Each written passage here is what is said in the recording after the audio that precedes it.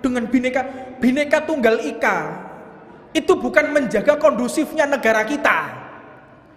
Yang menjaga kondusifnya negara kita ketika tidak ada satupun bangsa Indonesia yang bermaksiat kepada Allah.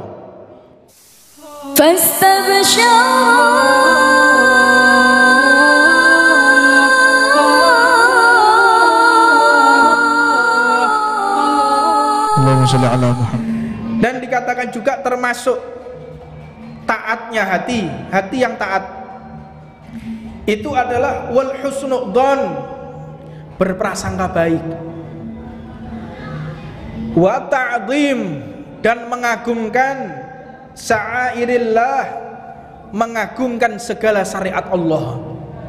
Itu orang yang taat, mengagungkan, tidak menganggap remeh syariat Allah Subhanahu wa taala, tidak menganggap enteng segala peraturan Allah. Paling diampuni, paling begini, tidak pernah menganggap enteng segala peraturan Allah Subhanahu wa taala.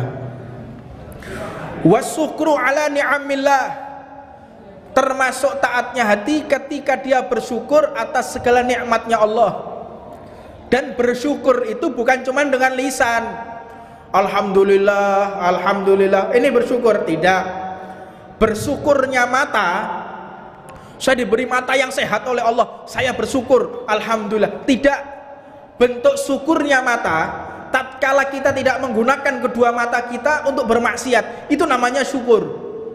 Syukurnya harta bukan cuma di lisan, tapi ketika kita mau mengeluarkan zakat, ketika kita mendistribusikan harta kita, menggunakan harta kita untuk taat, untuk umroh, untuk haji, untuk sedekah, ini adalah syukurnya harta. Dan ketika orang dikatakan tidak bersyukurnya harta, ketika menggunakan hartanya untuk berfoya-foya, untuk bermaksiat, ini tidak bersyukur. Ini syukur bukan tempatnya di lisan. Syukurnya anggota tubuh, tatkala anggota tubuh kita digunakan untuk setia kepada Allah dan taat atas segala perintah Allah Subhanahu wa taala, ini termasuk daripada taatnya hati.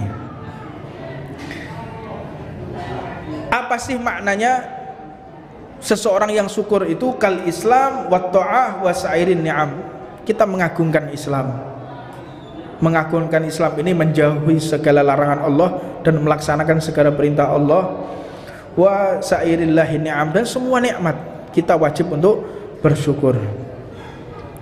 Termasuk orang yang taatnya hati, wasabru alal bala, dia sabar atas segala musibah. Tapi manusia ini bergelimpangan nikmat, tapi karena ada satu kesulitan, jutaan miliaran nikmat ini tidak tampak, miliaran triliunan di depannya dia nggak tampak karena satu kesulitan. Terkungkung dengan satu kesulitan, misalnya dia ini sakit gigi, aduh sudah luar biasa, satu sakit gigi tetapi sudah seolah-olah dapat musibah, dapat penyakit. Tidak dipikirkan sehatnya telinga, tidak dipikirkan sehatnya mata, tidak dipikirkan sehatnya tangan dan kaki. Ini manusia nggak begitu? Satu menemui satu kesulitan, seluruh nikmat Allah dihilangkan. Dapat musibah, jatuh, tangannya patah, wah sudah sesuatu yang sulit. Engkau lupa kalau ginjalmu masih sehat, engkau tidak perlu cuci darah, hatimu masih bagus, sehingga racun-racun yang ada di tubuhmu masih bisa hilang. Enggak pernah dipikirkan paru-parumu yang sehat, pikirkan. Ini kita belajar untuk melihat kebaikan-kebaikan yang Allah berikan kepada kita. Pertama di tubuh kita, lihat baiknya Allah. Pembuluh darah lewat, di dalam jantung ada ventrikel dan atrium, bagaimana menghisap dan mengedarkan darah ke seluruh tubuh dengan induksi jantung, dengan listriknya jantung, induksi jantung. Itu kalau kita berpikir secara mendalam, kita akan paham bagaimana kekuasaan Allah dan bagaimana besar perhatian Allah kepada kita. bagaimana sirkulasi darah yang ada di otak, di tangan, pori-pori yang dilengkapi dengan saraf, bisa disentuh di bagian manapun kita bisa merasakan. Itu nikmat itu. Kalau mata kita nggak bisa kedip, bola mata kita tidak ada air terus menerus, akan rusak kedua bola mata kita ini. Kita lihat yang ada dalam tubuh kita, maka nikmat itu akan muncul. Makanya tafakkur fi sa'atin khairum min ibadah sanatin. Kita berpikir atas nikmat Allah, tafakur, ini lebih afdal daripada orang yang beribadah selama 1 tahun. Kita sujud 1 tahun, sholat 1 tahun, tidak sebanding dengan kita berpikir, merenung atas nikmat Allah yang diberikan kepada kita. Lihat, Allah berikan kenikmatan kepada kita, Allah berikan kesehatan kepada kita, dengan kondisi bangsa Indonesia yang aman. Ini nikmat semua ini. Kita lihat saudara-saudara kita yang ada di Suriah, saudara-saudara kita yang ada di Palestina, yang ada di Irak, adik mereka diperkosa, saudari-saudari mereka tidak aman. Lihat yang Allah berikan di negara kita, syukuri. Jangan kau gunakan negara kita yang kondusif ini untuk maksiat kepada Allah, sebelum kondisi yang kondusif ini dicabut oleh Allah. Makanya kalau ada orang berpikir kita jaga kondusif dengan kita kebinekaan, dengan bineka tunggal ika, itu bukan menjaga kondusifnya negara kita. Yang menjaga kondusifnya negara kita ketika tidak ada satupun bangsa Indonesia yang bermaksiat kepada Allah. Yang buat kondusif ini bukan keragaman, bineka tunggal ika. Apa ini? Keragaman. Dari mana Islam mengajarkan ketidakberagaman? Jangan mengajarkan orang Islam yang tidak keberagaman, tidak ada. Karena Islam itu yang mengajarkan bineka tunggal ika itu ya orang Islam. Mengajarkan bineka tunggal ika kepada orang Islam tidak. Tetapi jangan kita fokus kepada bineka tunggal ika, tidak. Tetapi lihatlah kemaksiatan yang ada di negara kita. Khususnya Tuban ya dulu. Peredaran pil Karnopen udah di mana-mana. Pil koplo di mana-mana, kita diam. Yang jualan loh kita tahu tempatnya di mana. Tahu enggak yang jualan? Tahu kita. Tapi kenapa kita diam aja?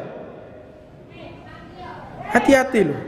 Kita mendiamkan kemaksiatan ini, Allah akan mencabut kenikmatan kondusifnya daerah kita.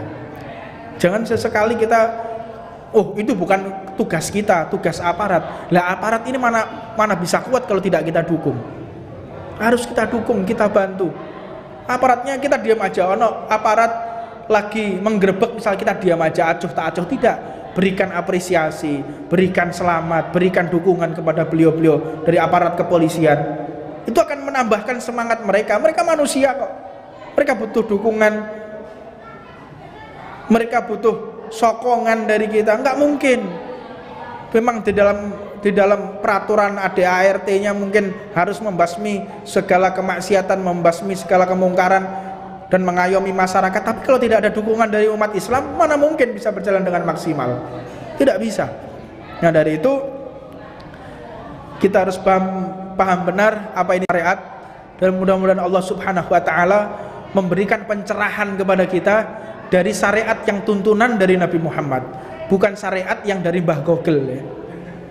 Banyak orang belajar dari Mbah Google, dari googling, dia lihat belajar, oh ini comot, ini dalil, ini comot, ini tidak ada gurunya. Akhirnya pemahaman yang radikal, pemahaman yang liberal, pemahaman yang keluar dari segala tata cara atau pemahaman yang telah dipahami oleh Nabi Muhammad dan para sahabat.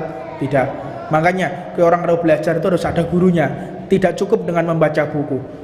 Wajib kita datang ke majelis taklim, wajib kita mendekatkan diri ke majelis taklim untuk menghilangkan kontaminasi yang ada di pikiran kita.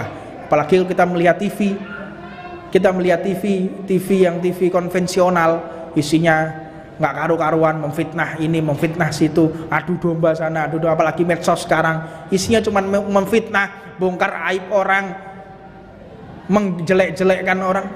Makanya hindarkan diri kita dari ruwetnya dunia ini untuk duduk di majelis taklim. Mudah-mudahan Allah memberikan istiqomah kepada kita dan memberikan kita keselamatan di dunia sampai akhirat. Allah menyelamatkan kita, anak cucu kita semuanya diberi keselamatan oleh Allah Subhanahu wa taala. Rabbana atina fid dunya hasanah wa fil akhirati hasanah wa qina adzabannar wa ala man wa sayyidi habib marbi sallam bin hafid wa ala man kutbu zaman wa ila hadratin nabi Muhammadin sallallahu alaihi wasallam. Siril Fatihah.